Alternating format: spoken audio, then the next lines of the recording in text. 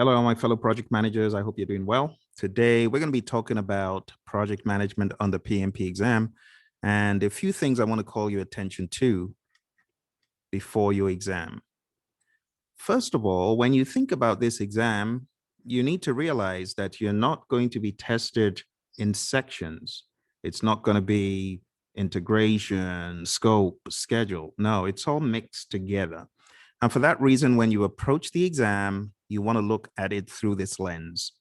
You want to look at it through a very agnostic lens of people. Don't think predictive. Don't think agile. Just say people. Okay. Then think, how do people interact on projects? Because when you take a look at the Agile Manifesto, you see that it is very people focused. And the things in the Agile Manifesto are not too far-fetched. In fact, they're not far-fetched at any level. That is how life should be, whether you are in a predictive world or you're in an agile world. So my advice to you in preparing for the exam is just look at people and the fluid and dynamic ways they interact, okay?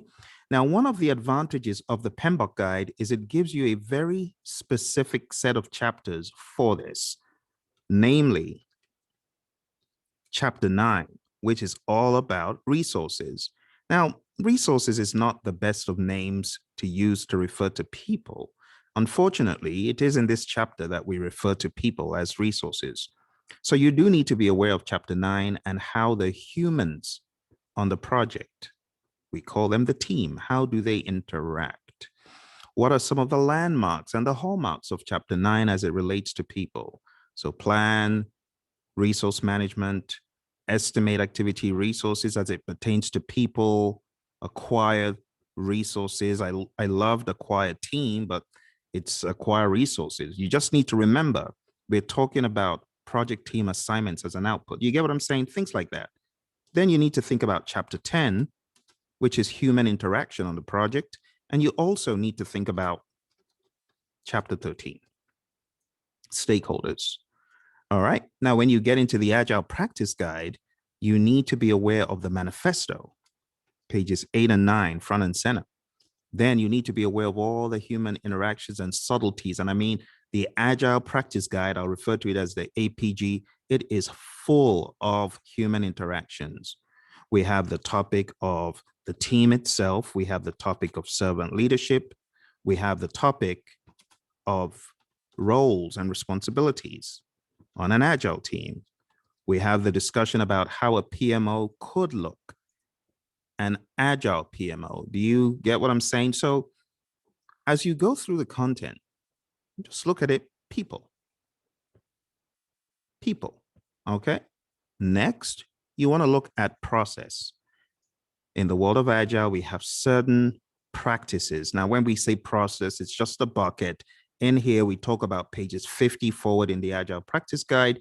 You need to think about it as a bucket, okay? So processes is a bucket for inputs, tools, techniques, and outputs. But on your exam, they're not going to be so heavily focused on ITTOs.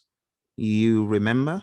I've talked about this previously. So it's not ITTO, ITTOs. Instead, it's really understanding the nuts and bolts across all the knowledge areas. And don't forget, again, particular attention to those technical areas of project management. We could say schedule will have some presence, cost will have some presence, scope will, and of course, quality will have some presence. Okay. And I'm calling these out because these are different from the people. So when it comes to process, my expectation is a lot of focus will be on these areas. You will also have focus on chapter 9, 10, and 13, but I would expect more focus on the schedule, cost, scope, quality, and the way humans get these done. It will still boil down to human interactions. You got to remember, it's still going to boil down to human interactions as far as this is concerned. So when you're thinking about human interactions in schedule, How does the team interact when putting the schedule together? Things like that. Another big one that we often hear about on the exam is risk. So definitely read those areas and understand the human interactions in those. The human interactions in those, they are still going to be accentuated even within the process domain. Last but not least, the business domain. The business domain, it has very, very weak coverage across the Agile Practice Guide and the PMBOK Guide. And that's why I would recommend to those of you who are struggling in this area of business and you got no clue, I want to invite you to my next training course. It's happening next week and it's at hpmexam.com. And it's going to be 3 days. It's going to be 9 hours, people, process, and business training. And we are combing through every single domain, every single domain across people, process, and business. And we're going to be answering questions.